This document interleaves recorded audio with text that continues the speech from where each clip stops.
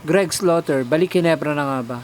So, naglalabasan nga yung mga pictures about dun sa pagbisita po ni Greg Slaughter sa practice ng Barangay Ginebra. At maraming mga spekulasyon ang kumakalat na maaaring ito yung indikasyon na ang pagbabalik ni Greg Slaughter sa kampo ng Barangay Ginebra.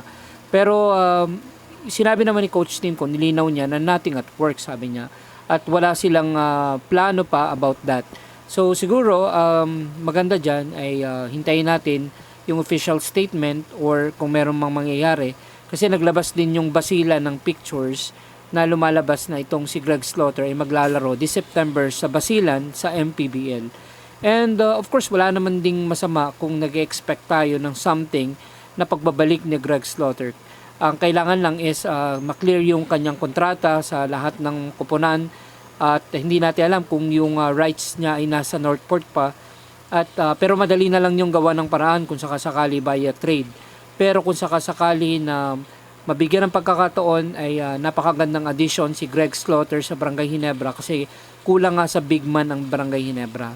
Dahil nga wala na si Christian Stan Hardinger, wala naman tayong nababalitang plano ng kampo ng Barangay Ginebra para maibalik si Christian Stan Hardinger.